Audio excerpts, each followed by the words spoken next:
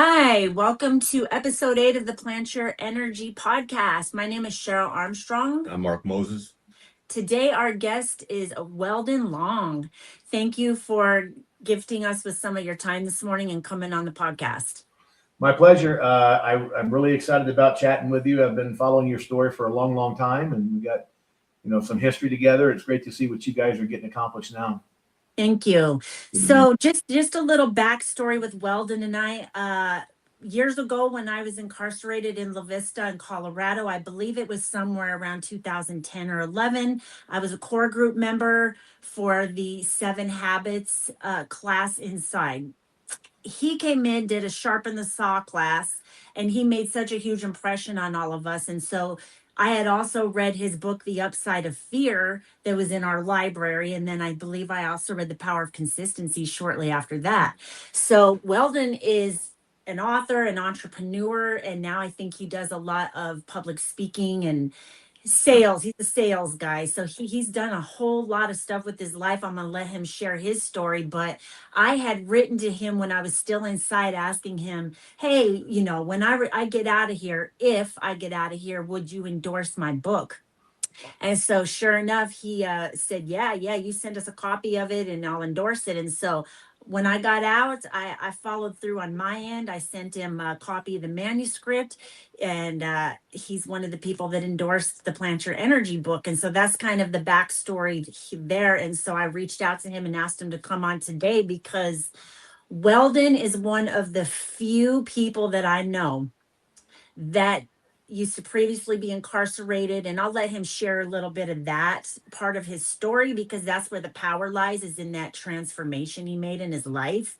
What he has become is absolutely outstanding. He's a role model for people that he doesn't even know exist. He's well known down here in Arizona and everywhere in the HVAC world. And so we're really excited to have him share his story. So I'm gonna let you just share what pieces you want to share about where you started and how you got to where you're at. Yeah, so I guess if we start at the beginning, go back to the late 80s. I was 23 years old, was a high school dropout, kind of a punk and a wannabe thug, and just very irresponsible. And one night, high on cocaine and drunk in 1987, pulled a gun at a guy and was sentenced to the penitentiary for 10 years here in Colorado. Went down there for about 4.5 years, and they thought I was rehabilitated. They put me back out in the streets. And I'll never forget the first time I got out, I was 27. And I was still a high school dropout, really no trade, no education. And now I'm a convicted felon. And worse than that, at that point, this was in the early 90s, I had started the process of defining myself by those experiences. I'm a convict, I'm a loser, I'm this, I'm that, I'm a high school dropout. And it will come as no great shock because of that. I didn't make it very long. Within 2 years, I was back in prison on parole violations and some gun charges. Did a couple of years. They bounced me out again. Now I'm 30 years old, 2-time convicted felon, high school dropout, no trade, no skill. And, not a lot of job and employment opportunities with that kind of background. And ended up picking up a job doing some sketchy, shady telemarketing. I tell people I should have been suspicious when they hired me. It's like that doesn't say much about your hiring standards. But unfortunately, I guess I was good at it and made a lot of money and built some big phone rooms until 1996, about 2 years later. Feds came and knocking with a federal indictment on money laundering and mail fraud. And I got sent to the federal penitentiary and then back to the state penitentiary to finish up some old charges for a total of another 7 years. So basically from 87 till 2003, that roughly 16 years, I did 13 years, walking the yard. And it was right in the middle of that in 1996. I had just finished my state time, two state little bits for about 6.5 years. I was starting the 7 years in the federal system. And in June of 1996, my father died. And at that time I was 32, was just starting that last 7 years. And that was my moment of clarity, my epiphany. Mm-hmm. I had a 3-year-old son that I had fathered when I was out on parole. I had abandoned him. My life was just a mess, obviously, a total wreck. And the devastation of the reality, what I had done to my life, my father, my son's life. And, I got my son on this end and my dad on this end. I'm in the middle. And I just made a decision that I'm going to be the son I should have been and the father that I need to be. And I had 7 years left to do. I had nothing but time to figure it out. So I did the one thing that you could do in there, and that's start reading. And as you may well know, Cheryl, just from our previous discussions, the very first book I picked up within 4 or 5 hours of my father dying, I walked out of my cell, walked down the tier, and there was a big cardboard box of books, and I found a copy of the 7 Habits in there and read that book, and I just couldn't believe what I was reading. And the first thing that I remember reading in that book, in the introduction, Dr. Covey talks about you have the ability to live out of your imagination rather than your past. That was pretty good news for me. My past was pretty bleak, but I had this very vivid imagination. And that's where it all started, you know. I started understanding about the mindset and how our thoughts transmute themselves into emotions and behaviors and actions, and it all becomes one big self-fulfilling prophecy. And I had to start thinking differently. And so I did that, worked on that for 7 years. 2003, walked out, spent about 6 months knocking on doors, got a job selling heaters and air conditioners, which I knew nothing about. Still 25 years later, I know nothing about. And that's strange, having known about over a dozen HVAC, plumbing, and heat and electrical companies over the last 2.5 decades. But I was really good at the sales side of it. Did that for a while, opened my own company, grew that to $20 million, sold it. Wrote my first book that you mentioned, The Upside of Fear. That turned into a lot of speaking opportunities. That book was New York Book Festival's Best Autobiography of the Year, Writer's Digest Best Independent Book of the Year. And so that got some attention. Got a book deal for 2 more books, The Power of Consistency and Consistency Selling, and those books. And by then, you know, by 2009, 2010, I was traveling 200,000 miles a year, speaking and traveling, and sold that first HVAC company and started doing consulting in the industry and a lot of keynote speaking in other industries. And just one thing led to another, and just kept going and acquiring companies and consulting and training others. And here we are 25 years later, and, you know, life is pretty good. Got a great family, and just a great life. It's not just about the money. The money's nice, but, you know, it's good around all around, you know. And that's kind of the brief overview of the story. Yeah, so you do mention The Upside of Fear. Now, I've listened to that book. I haven't personally read it because obviously I'm in HVAC as well, so I'm doing a lot of driving. So I got it on Audible, and I've listened to it probably 3 times. And when you're living the life that we once lived, it's a roadmap, right? You can see people's downfall. It's a roadmap. You can map it out, and you can see people's incline back out of it. You detailed that absolutely perfectly. If anybody's been in our situation and decides to pick that book up, they'll have like a dozen aha moments where you can see, I was there. It's a phenomenal book. Mm-hmm. Yeah, I appreciate that. It's been amazing over the last, that book came out, I believe, in 2009. Yeah. And of course, I've done a lot of speaking around that book, a lot of prison work as well. And the thing that amazes me the most is how many people say, dude, that was my story. There's so many, it's the same story. Some of the details are different, the dates, the crimes, and this and that. But the basic story, the personality, the mindset, the lack of personal responsibility, the blaming everybody else, it's the exact same story. And it's the guys that get that it's about personal responsibility and managing first and foremost your thoughts.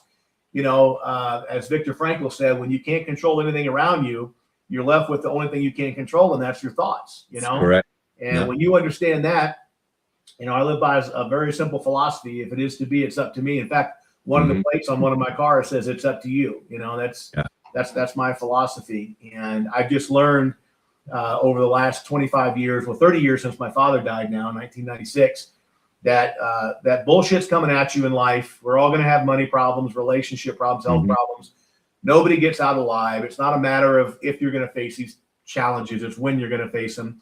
And what I've learned in the simplest form is that the quality of your life is pretty much a reflection of how well you deal with bullshit. Because bullshit's coming and hell's coming with it. And I got really, really good. And I think a lot of people that have done time are good at this. You have to be, that you get good at dealing with bullshit. And then out in the real world, the business world, and building my companies and speaking, consulting. I mean, I have clients like FedEx and Farmers Insurance and, you know, Comcast, giant corporations. And I teach these people the same thing. You just got to be able to deal with the bullshit that's coming at you. Yeah. And some people lay down and get overwhelmed by the bullshit, and some people rise up and say, how can I fix it? And it's that mindset that is the hallmark of success. I tell that to people all the time because every 6 months I'm going back to one of the prison yards I was on to speak at the HVAC graduations. The HVAC program itself absolutely saved my life, as well as changing my mindset, obviously, because they could have gave me all the skills I needed to have a successful career. But if I didn't have it up here, it was never going to change to begin with. But every time I go back in there, I tell them, I said, man, it's easy out here now. We've done all the hard shit already. Now all you got to do is come out and do the work. The people out here that have never been where we've been, what we're doing is hard to them. It's easy to us. It's easy to succeed. It's easy to make it better. It's easy to have a better life than we did. Yeah. I agree. I tell guys, when you get out, there's a million things you can do. There's 3 or 4 you can't. And you got to make a decision if giving up those 3 or 4 is worth the millions that you can do. You can't play with guns. You can't play with drugs. And you can't play with volatile relationships, because those 3 things are going to get you in trouble and are almost certainly going to get you back into penitentiary. Everything else you can do. You can go camping as much as you want, go out to dinner with your lady as much as you want, travel, have fun, do whatever you want to do. Even with a felony, there's very few places that you cannot travel. You can see the world and see the country. And a lot of the travel I do now, I used to travel 200,000 miles a year on planes, and I hated it. And, COVID kind of changed my life for the better, because I realized how much I hated traveling.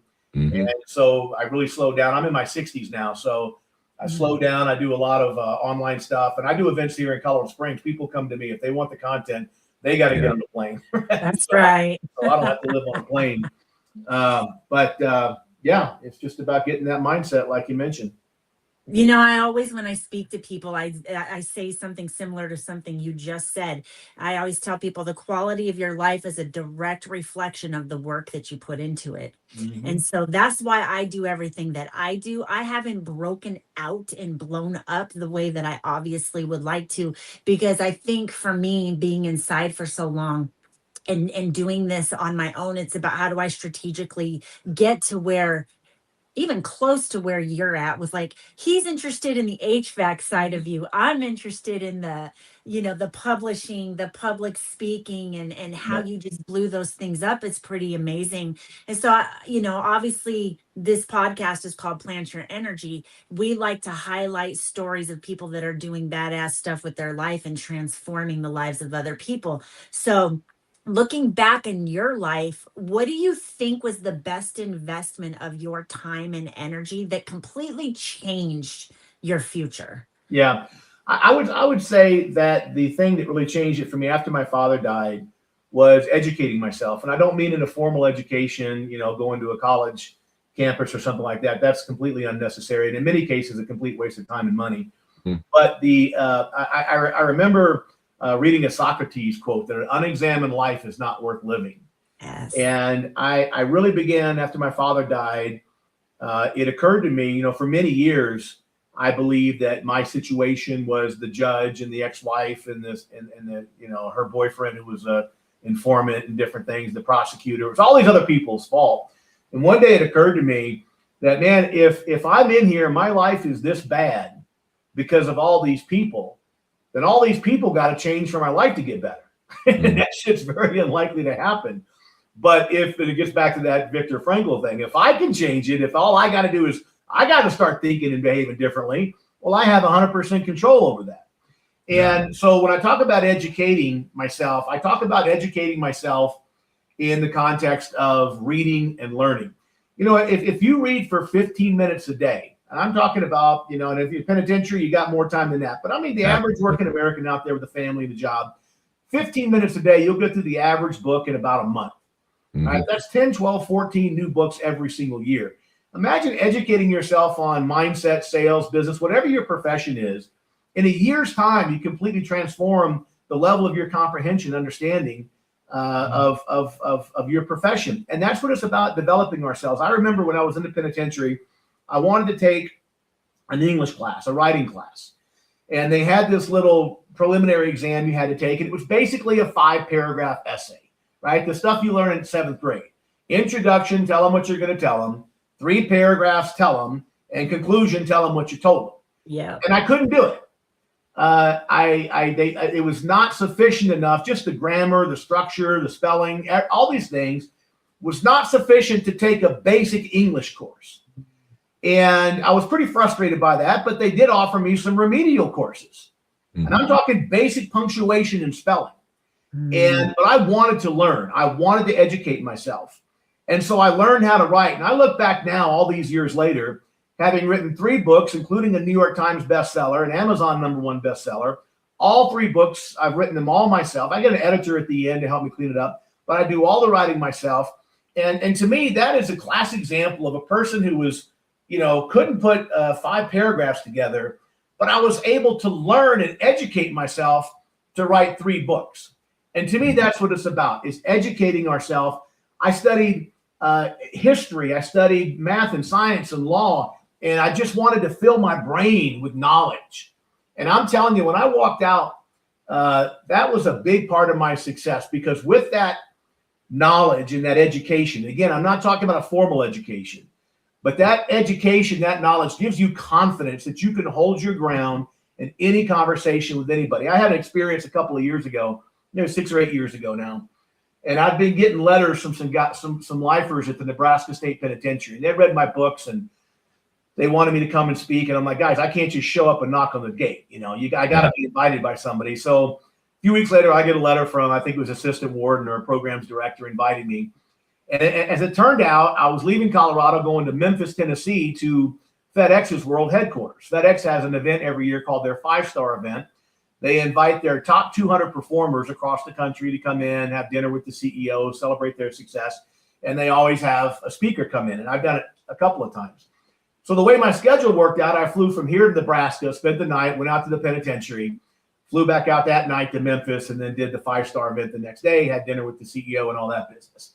And the message was the same, right? I'm talking to lifers who were trying to find purpose in the penitentiary in with decent likelihood they're not getting out. And the next day, the top 200 performing people and executives at FedEx, including the CEO, and it was the same message about mindset. And that to me is that universal education that I got. I tell people the mindset's the one thing that changes everything. And if you get that figured out, everything else will fall into place. Yeah. And it's once you get it, you're like, okay, it becomes so easy, because you're just conditioned to think, all right, like even when my mom died 3.5 years ago, it about broke me in a million pieces, but I still was like, okay, what's the good in this? All right, the good in this is that I had 18 months to spend with her after I walked out of prison, having been there for 26 years. She was able to teach me everything I needed to know about building credit. I didn't even know how to pay a bill. I didn't know how to get gas at a gas pump. I'd never had a debit card. She taught me everything I needed to know to be successful out here. And I decided instead to embrace the time that I had with her, instead of being devastated that, oh, I only had 1.5 years with her.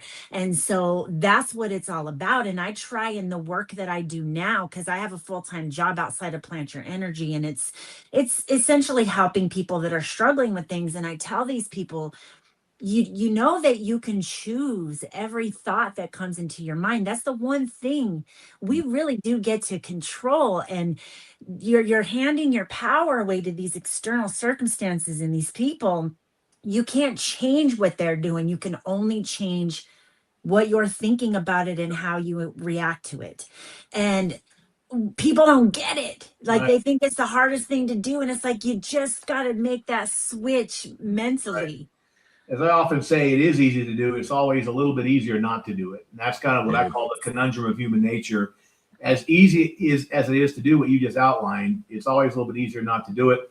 And you just reminded me of one of my favorite metaphors. It's a Native American metaphor. You probably heard it, about a young brave that goes to the chief and says, "Chief, I don't understand, but some days I feel fast and strong and powerful, and I'm going to achieve great things and be a great chief like you one day. And other days I feel weak and slow and dumb, and I'm never going to accomplish anything." And the chief explains to him, he says, "Well, like all of us, you have 2 wolves, a wolf on each shoulder, a good wolf and a bad wolf. And the bad wolf is telling you're slow and you're weak and you're stupid, you can't accomplish anything. The good wolf is you can do this, you're smart, you're fast, you're powerful." And there's this never-ending internal battle. And the young brave asks, "Well, which wolf is going to win?" And the chief says, "Of course, whichever wolf that you feed." And what I've learned in my life is that both sides of every coin is out there, right? Life sucks. Life is great. This relationship is good. This relationship sucks. This job is great. This job is good. You know, my mom dying is awful. My mom dying, at least I got those 18 months. You can take any situation and decide which wolf you're going to feed. Yeah. And whichever wolf you feed is going to drive your emotions, which drive your, I'm not going to go through all the science of it, the neuroscience, but those thoughts start driving the emotions, which drive the behaviors, which drive the results. But just like you said, you can choose your thoughts. You simply have to choose which wolf you're going to feed. And when I have the bad wolf, every now and then he'll start barking a little bit. And whenever he does, I don't even fight it. I just look at him as like a cartoon, like, oh, here comes the little bad wolf, you know, going to huff and puff and blow my house down. What do you got, pal? And I just let the thought flow through. I don't try to stop it. I just kind of visualize, oh, that, you know, that possibility of a failure. And I let it go. And I always come back to where it's going to work out. My family, my friends, my business associates, everybody laughs about the fact I have a simple kind of philosophy that the universe consistently conspires in my favor. So I never worry about anything. Like if it's a bad deal going south and or something's not happening or everybody's, you know, their hair's on fire, catastrophic situation. What are we going to do? And I'm like, guys, it'll work out. The universe will conspire for us if you just sit back and relax and let it. And I'm going to tell you, on a personal situation and business situation, it's been such a source of success just by not sweating it and let it work itself out. Now you got to do the right things and take the right steps in the meantime, right? You can't just leave it to the twist of fate, but man, you got to believe things are going to work out, and lo and behold, they just always do. Absolutely. I like how you say, you talk about the two wolves, and that's kind of how it is at my company. I got blessed with ending up in a pretty great company. To get your foot in the door at this company, they're looking for three things. You need to be hungry, humble, you need to be coachable. That gets you in the door. That gets you working. With the company, you will end up finding success if you stay with those three things. Then it becomes, do you get a big head? Do you become lame, lazy, arrogant, mediocre, and entitled? And throughout time, everybody gets a piece of that, but you got to see that and kind of bounce back from that. When I first started, the old heads at the company, they would complain about their calls, where they were going, their routing. Man, I was just happy to have a spot, right? I was like, you're sending me to a warranty call? Fantastic, great. But after a while, you can see yourself falling in them little patterns and go, hold on, man, I'm not entitled.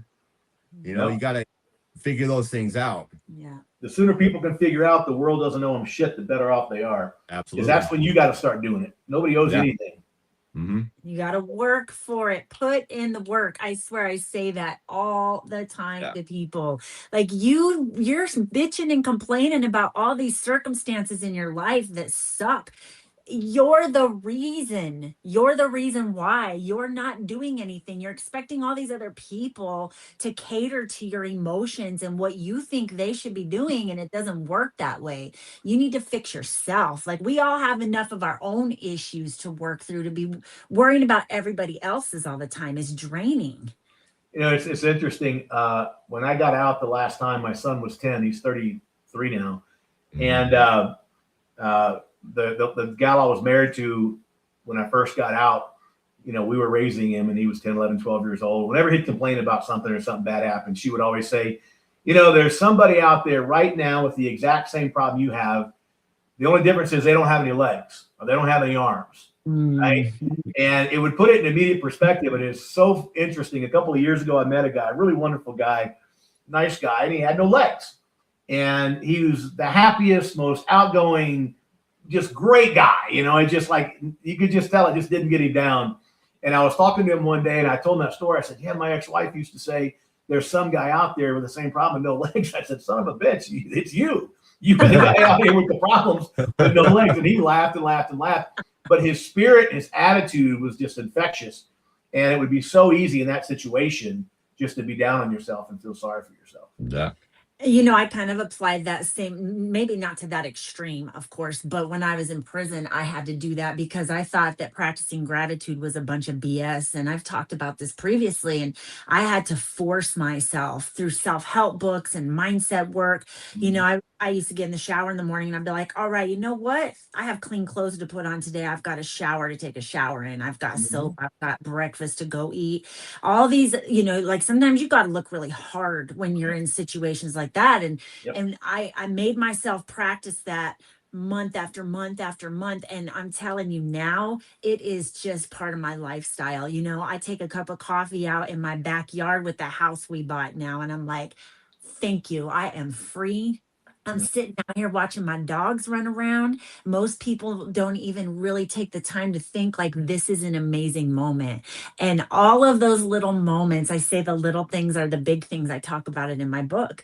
And it's so true to just look around you and like, look at how far you've come when you practice all this stuff that we're talking about today. That's a great point, Cheryl.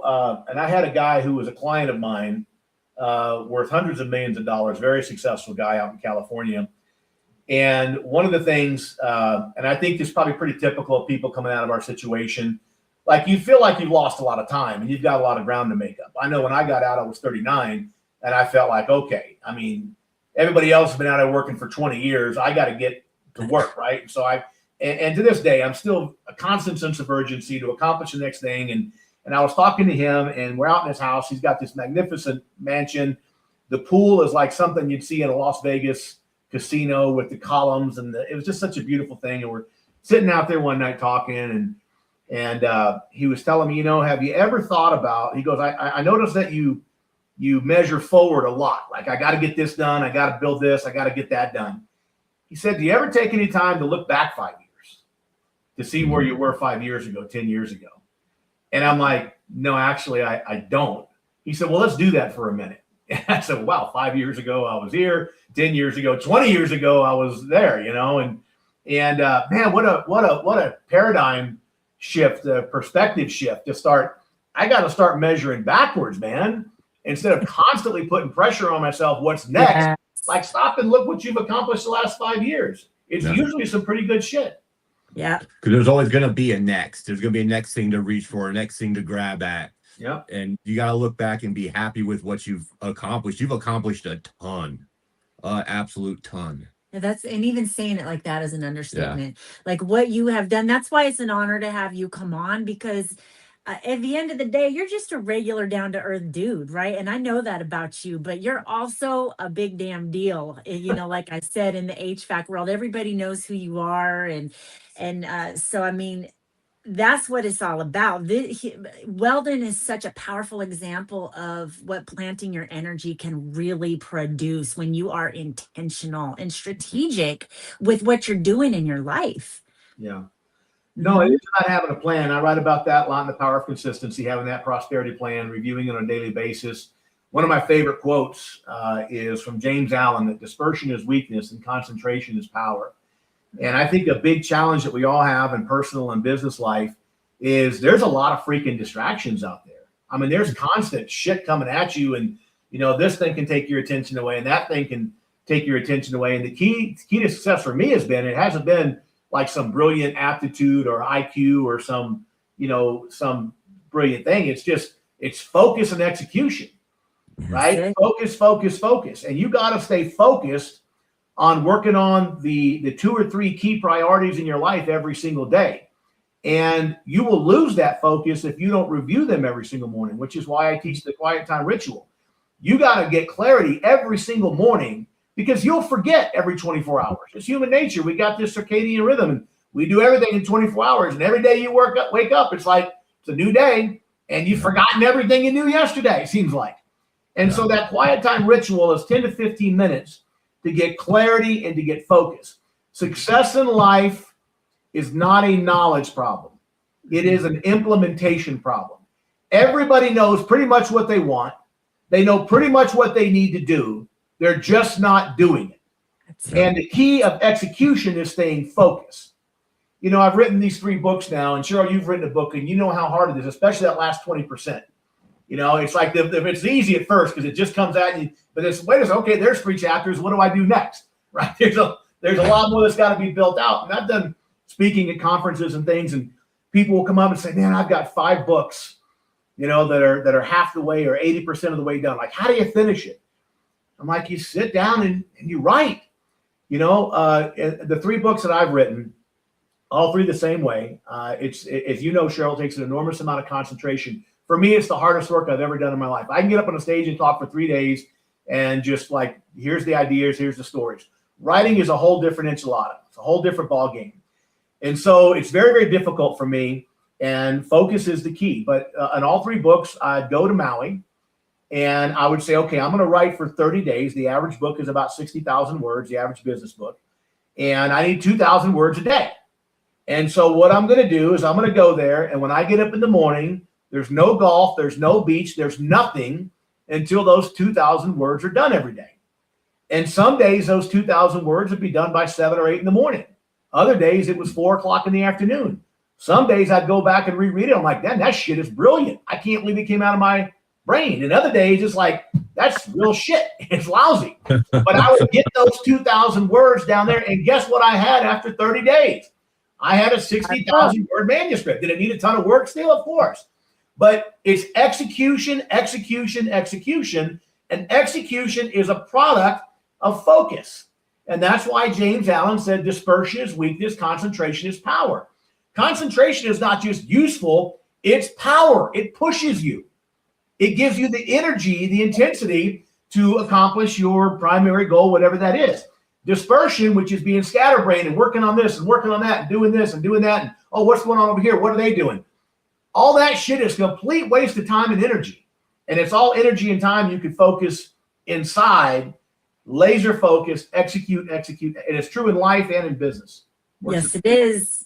And that brings me to 2 things I want to say. So everything you're talking about, that's chapter 5 in my book, Develop Self-Discipline. And I'm constantly telling people, you can have all the goals, all the plans, all the ambition in the world. It doesn't mean shit if you don't have the self-discipline to execute every day, to follow through on what you say you're going to do, from the littlest things to the biggest things. It doesn't matter if you spend 5 minutes on it, do something. Do something. And so for me, my book writing process looked a little different. I wrote my book before I got out of prison. I was on the dog program training dogs. And what I did, because, you have everybody start getting up at 5:30 in the morning and they're in the hallway right outside your door. I'm sure you can picture it. Talking to their dogs, you start getting the morning announcements overhead. It's just constant distraction and, stimulated. Thank you. So I got up 15 minutes earlier, 5 a.m. I got up, and I had to wait till count cleared to take my dog out. So even before I could take my dog out in the morning, I was up, and I showed it to him recently. I wrote my whole book in pencil originally. Wow. And my mom had sent me in my logo. I cut it out and I glued it on the front of this notebook, and I'll keep it forever. Hand wrote that book, and there would be days that it would flow for me. And I never had a specific goal of you got to get this much done. Mine in prison was more just like, you just got to do something every day. You got to do something. So some days, and I didn't have a lot of time, so I'd be able to do maybe 2 paragraphs. Right. And then other days I would do 1 sentence. It was rough because you start having all those distractions, but it didn't matter. Like, I was so laser focused, like, I'm getting this done before I ever get to even ask for parole, because as soon as I walk out, I'm getting my book published. That was the dream. My vision board had the Amazon #1 bestseller thing on it in prison. I became a #1 international best-selling book. And so, that's what it's all about, is that self-discipline for me. It's interesting what you say there. When I was in Florence in the federal joint, in the library there, they had the old Tony Robbins personal power program. And it was on cassettes, and we could go in, and they had little recorders and headphones, and it was an hour a day for 30 days. This is a 30-day program. And at the end of each episode, he would discuss whatever concept, but his admonition at the end of each hour was, now get up and go do something today towards the goal. No matter how small, no matter how big, do something.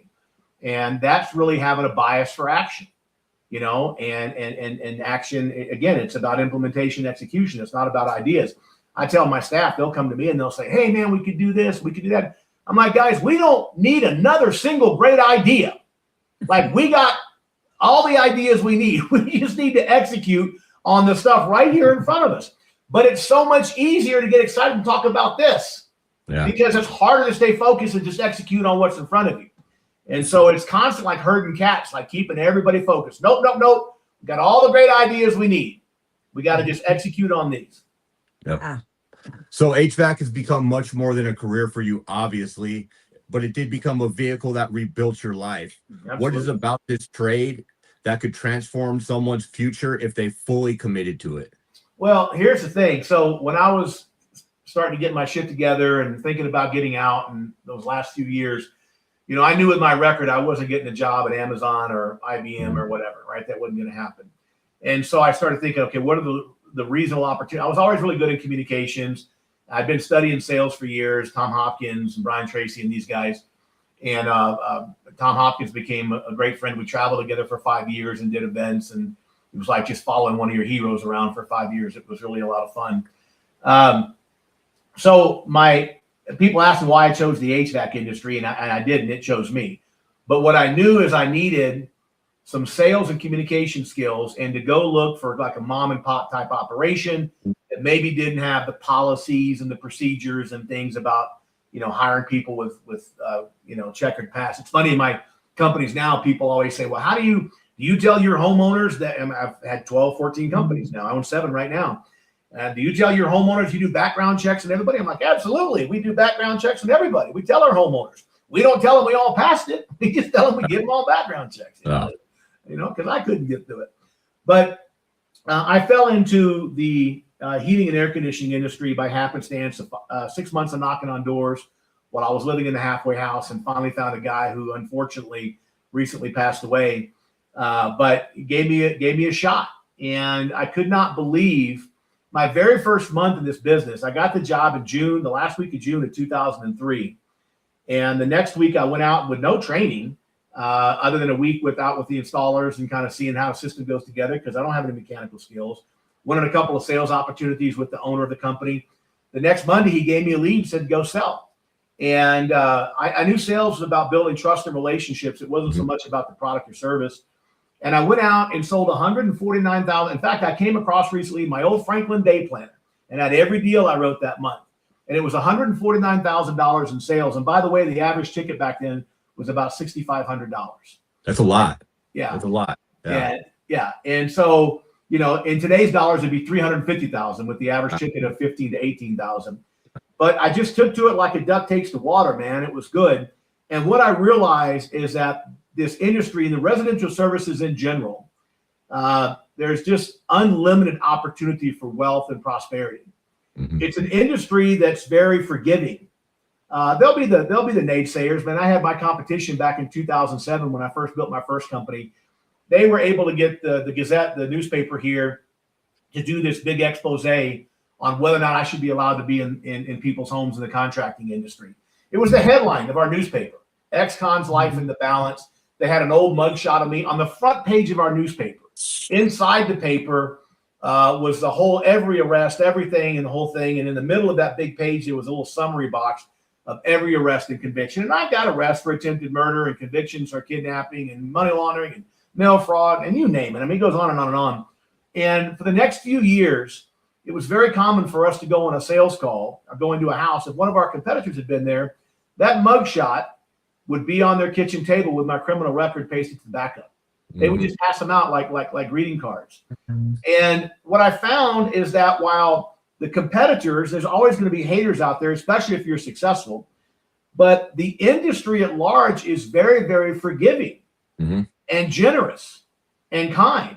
I have worked for every major manufacturer in this industry, every major distributor, every big contractor in this country, and hundreds of small contractors. And it's amazing to me in 25 years of doing this, it's just almost never been a problem. The closest it ever came, right before Dr. Covey died, he and I became close friends, did some events together. He endorsed my first 2 books. And he wrote me a personal letter of endorsement before he passed away. He didn't know he was going to pass away, but he happened to write it. And he told me, he goes, if you ever need this in the business community, just give this to wherever there's the problem. And there's only been one time I ever used it, and it was for a major manufacturing company. I won't say the name, but it's a household name. It's a company that you probably have their products in your home.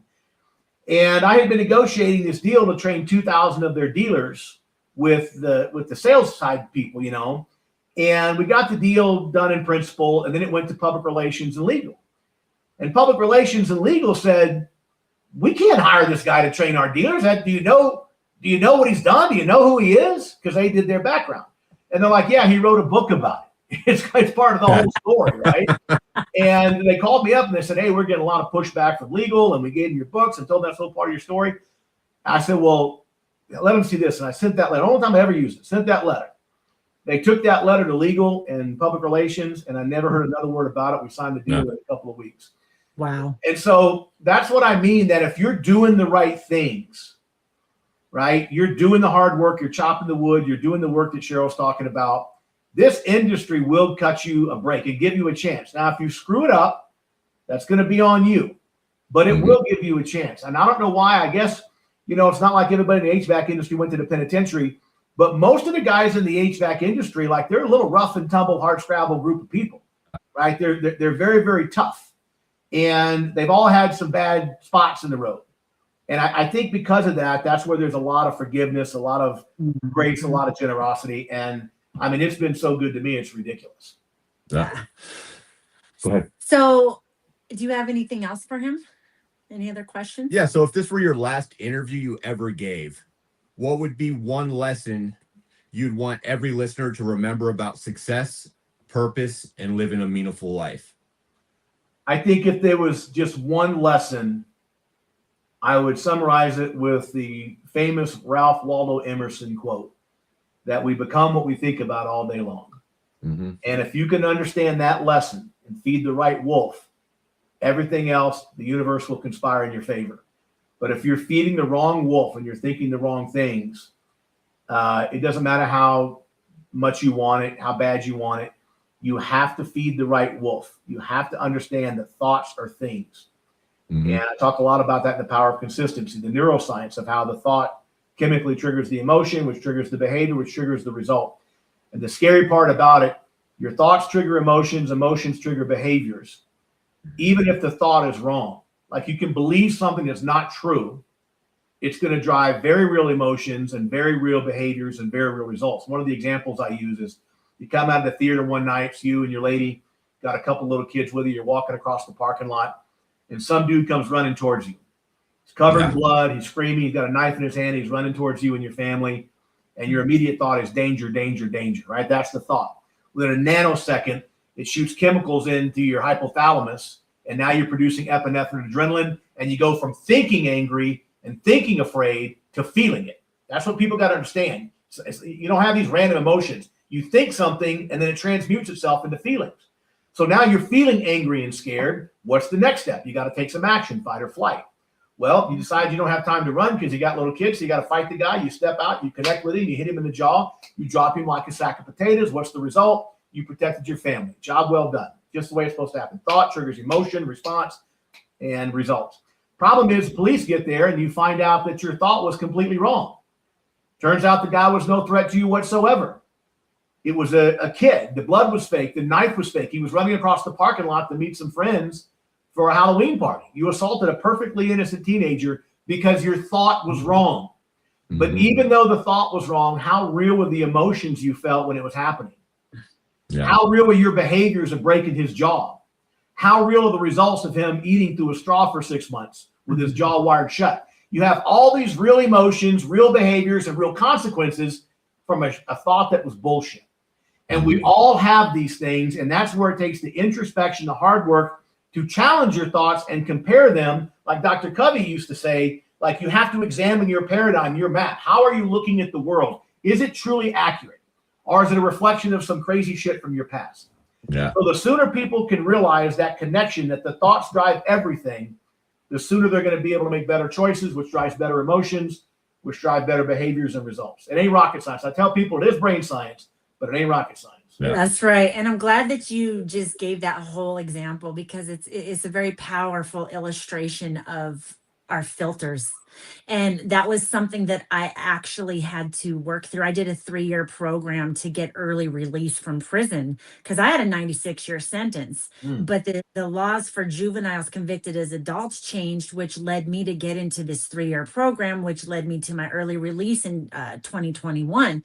And during that process, I had to work with a psychiatrist who I bumped heads with all the time. But I actually learned a few valuable things from him. And one of those was that I really had to put in some work on my filters. And he said, because he would ask me, well, are you going to call the cops if you see this or this happening? And initially I was like, absolutely not. I'm not going to call the cops.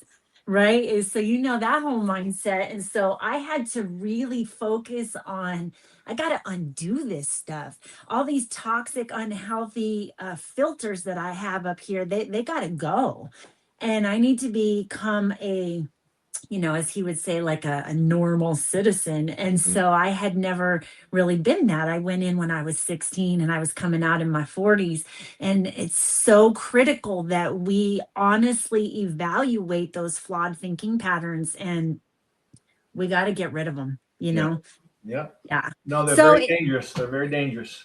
in wrapping up, I always ask people, moving forward, and I mean, you've probably already accomplished things beyond your wildest dreams from 20, 25 years ago, but how are you going to continue in your life to plant your energy? Yeah. So my real focus, I'm 62 now, and my real focus is I'm really slowing down a lot at work. I haven't completely retired, but every year I'm taking a pretty big step forward, and I'll probably be completely done in another 18 months, maybe 2.5 years. And I'm really trying to plant my energy with my family and spending more time. I did spend a lot of years traveling and really just trying to make sure that my relationships are in order, that I'm making a contribution. When Tony Robbins endorsed my first book, he said, congratulations on your contribution. And so I look forward to continuing to do that in the prison system and other areas, and really making sure. I'm a firm believer that on our deathbed, the only thing we're going to think about are our relationships, the good ones and the bad ones. We're going to have the regrets about the bad ones and great things about the good ones. And I love all the fancy cars. I've got a car collection and the Ferraris and the Aston Martins and the G-Wagons and all that stuff. And I love that stuff, but it's all superficial. I could lose it tomorrow. It wouldn't bother me as long as I had my family. And that's really my main thing, contribution and family, and making sure that, when Dr. Covey died, I had the 7 habits, and I made my 8th habit after he died, and I posted it, and it said the 8th habit is leaving the world a little better than you found it. Yeah. I think that's really, at the end of the day, that contribution thing that all of us probably aspire to. Yeah, that's what drives me to do all the stuff that I'm doing too, because I was in prison behind a double homicide case driving the car. And for me, I didn't want that to be my legacy. I don't want to be remembered for the biggest mistake I made when I was a kid. I want to be remembered for helping other people turn their lives around and for becoming a person that lives with integrity. And so that's what it's all about. Well, that's what you're doing. So it's not even about, you're doing. Thank you. Yeah. Yeah. Thank you for coming on. If you'll hang back with us for just a moment. Yeah. And for anyone watching this, we ask that you give us a like and subscribe to our channel on YouTube. Thank you.